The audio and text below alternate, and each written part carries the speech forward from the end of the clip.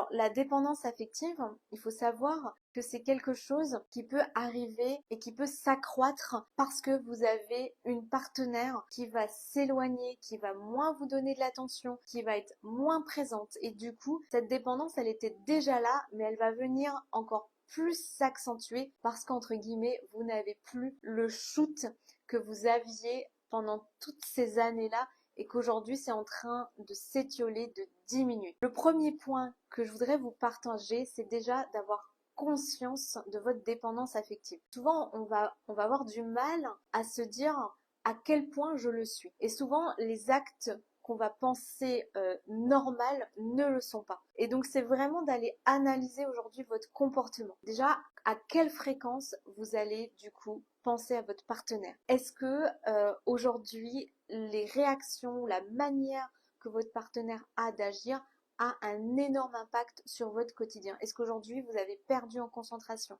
Est-ce qu'aujourd'hui vous n'arrivez pas à retrouver cette joie de vivre? Est-ce qu'aujourd'hui, dès que vous la voyez, ça vient illuminer, et si vous ne la voyez plus, si vous n'avez plus de ces nouvelles, eh bien ça devient compliqué. Tout ça, c'est vraiment de se questionner et d'être honnête avec soi-même pour se dire ok, là je suis dans un comportement qui me détruit, qui me fait du mal et qui va venir me déstabiliser. Une fois que vous avez pris conscience de ça, c'est ensuite d'aller regarder si consciemment ou inconsciemment vous allez nourrir ces comportements-là.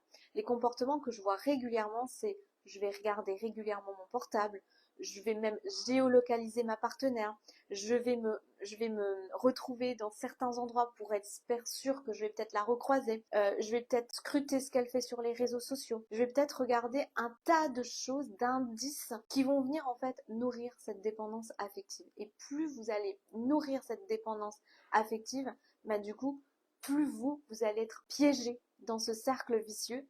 Et en plus d'être piégé dans ce cercle vicieux, eh bien vous arrêtez en quelque sorte de vivre, et ça votre partenaire le ressent, et au bout d'un moment ça devient invivable, que ce soit pour vous mais pour elle aussi. Donc c'est vraiment de prendre conscience de tous ces comportements et de ne plus les nourrir. C'est hyper important de ne plus les nourrir parce que plus vous allez nourrir ça, plus en réalité vous accentuez votre mal-être et plus en réalité vous venez pas arranger les choses entre vous. Si vous avez aujourd'hui réussi à diminuer tout ça, à ne plus regarder les réseaux sociaux, à ne plus par exemple géolocaliser la personne, à ne plus vous demander qu'est-ce qu'elle fait, où elle est, avec qui elle est, déjà il y a une nette amélioration.